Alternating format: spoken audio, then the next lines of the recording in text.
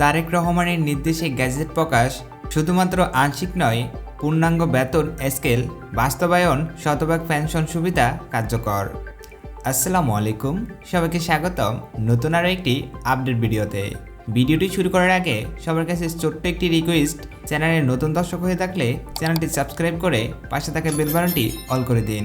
দীর্ঘদিনের জল্পনা কল্পনা শেষে অন্তর্বর্তীকালীন সরকারের আমলে গঠিত ব্যয় কমিশন যে রিপোর্ট প্রধান উপদেষ্টার কাছে জমা দিয়েছেন, সেই রিপোর্ট অনুযায়ী গ্যাজেট প্রকাশের নির্দেশ দিলেন তারেক রহমান। তারেক রহমান বলেন, আমরা সরকারি চাকরিজীবীদেরকে আশ্বস্ত করেছিলাম যথাসময়ের মধ্যে পে স্কেল বাস্তবায়ন করা হবে, যার ফলস্বরূপ তিনি প্রাথমিক দিকে দায়িত্ব গ্রহণ করে পূর্বের বেতন স্কেল বাস্তবায়নের জন্য অর্থ উপদেষ্টাকে নির্দেশ দিয়েছেন। ইতিমধ্যে সংশ্লিষ্ট অর্থ মন্ত্রণালয়ের কর্তৃপক্ষ থেকে ইতিবাচক তথ্য উঠে এসেছে।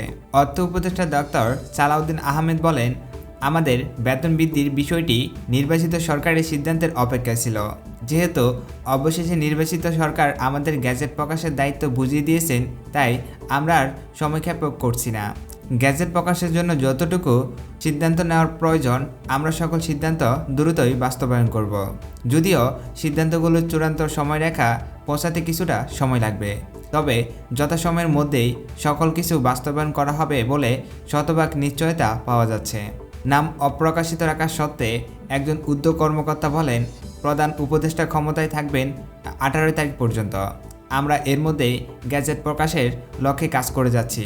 যেহেতু পে কমিশন গঠন সহ সকল কিছু গঠন করতে প্রায় অন্তর্বর্তীকালীন সরকারকে দায়িত্ব গ্রহণ করতে হচ্ছে, তাই নির্বাচিত সরকারের নির্দেশে প্রধান উপদেষ্টা থাকাকালীন এটি বাস্তবায়ন করা হবে।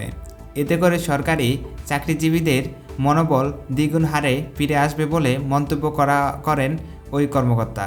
বিএনপি মনোনীত তারেক রহমান সরকারি চাকরিজীবীদের দুঃখ কষ্টের কথাগুলো তুলে ধরেন।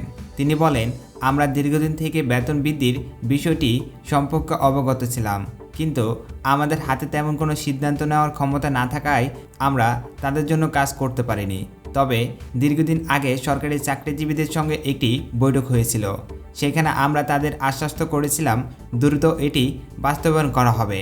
যদি অন্তর্বর্তীকালীন সরকার এটি বাস্তবায়ন না করে, তাহলে আমরা নির্বাচিত হওয়ার পর প্রাথমিক কাজ থাকবে নবম পে স্কেল, যা ফলস্বরূপ শেষ পর্যন্ত এটি বাস্তবায়ন করে সরকারি চাকরিজীবীদের দীর্ঘদিনের প্রত্যাশার ফুল ফুটে উঠেছে। এর মধ্যে বিভিন্ন সংবাদ মাধ্যমে উঠে এসেছে, তারেক রহমান দেশের অর্থনৈতিক অবস্থা স্বাভাবিক রাখতে পে কমিশন যে রিপোর্ট প্রধান উপদেষ্টার কার্যালয়ে জমা দিয়েছে, সেই রিপোর্ট অনুযায়ী বেতন প্রদান করা হবে। প্রধান উপদেষ্টার প্রেস সচিব বলেন, বেতন বৃদ্ধির সকল কার্যক্রম শেষ করা হয়েছে, কিন্তু এটি প্রদানের জন্য নির্বাচিত সরকারের অপেক্ষায় ছিলেন অন্তর্বর্তীকালীন সরকার। যেহেতু নির্বাচিত সরকার এসেই বেতন বৃদ্ধির দায়িত্ব হাতে নিয়েছেন, তাই আশা করা যাচ্ছে আগামী 18 ফেব্রুয়ারি পর্যন্ত বেতন বৃদ্ধির লক্ষ্য একটি গ্যাজেট জনসম্মুখে আনা হবে। এই গ্যাজেটে যে বিষয়গুলো উল্লেখ করা থাকবে, তার মধ্যে থাকবে পূর্ণাঙ্গ বেতন স্কেল। প্রাথমিক দিকে অন্তর্বর্তীকালীন সরকার আংশিক বেতন স্কেল বাস্তবায়ন করতে চাইলেও সেটা সরকারি নাকচ বলে মন্তব্য করেন বিএনপি সরকার। তাই শেষ পর্যন্ত পূর্ণাঙ্গ বেতন স্কেল কার্যকর হতে যাচ্ছে। এছাড়া শতভাগ পেনশন সুবিধার বৃদ্ধির বিষয়ে একটি গুরুত্বপূর্ণ তথ্য উঠে এসেছে। সরকার প্রধান বলেন, আমরা যেহেতু নির্বাচিত হয়েছি, তাই এই জয়টি শুধুমাত্র আমাদের নয়, এটা হচ্ছে 22 লক্ষ সরকারি চাকরিজীবীদের জয়। তাই তারা যদি আমাদেরকে ভোট না দিতেন, তাহলে হয়তো আমরা ক্ষমতায় আসতে পারতাম না। যেহেতু তারা আমাদের প্রতি দায়িত্ব বুঝিয়ে দেওয়ার লক্ষ্যেই ভোট প্রদান করেছেন, তাই আমরা তাদের সকল পাওনা মিটিয়ে দিব। আমাদের এই সিদ্ধান্তগুলো আগামী 5 বছর সরকারি চাকরিজীবীদের ভাগ্য পরিবর্তনে ঘটাতে সক্ষম হবে। প্রাথমিক দিকে আমরা সময়মতো বেতন বৃদ্ধির জন্য সিদ্ধান্ত নিলেও এটি দ্রুত বাস্তবায়নের পথে হাঁটা হচ্ছে। তারেক রহমান বলে, বাংলাদেশে মোট সরকারি চাকরিজীবী আছেন 22 লক্ষ। তারা আমাদেরকে সমর্থন করেছেন বিধায় আমরা আজ সরকার প্রধান। তাই আমরা যদি তাদের সকল দাবি মেনে না নেই, তাহলে এই সরকারি ভাবমূর্তি ক্ষুণ্ণ হবে। এছাড়াও আরেকটি গুরুত্বপূর্ণ বিষয় নিয়ে তারেক রহমান মন্তব্য করেছেন, ইতিমধ্যেই প্রধান উপদেষ্টার কর্তৃত্বের রিপোর্ট পর্যালোচনা কমিটি গঠন করা হয়েছে, তা সরাসরি বাতিল করার মাধ্যমে পে কমিশন কর্তৃক রিপোর্ট অনুযায়ী বেতন প্রদান করা হবে। এতে সরকারি চাকরিজীবীদের দীর্ঘদিনের সকল সমস্যার সমাধান করতে যাচ্ছে।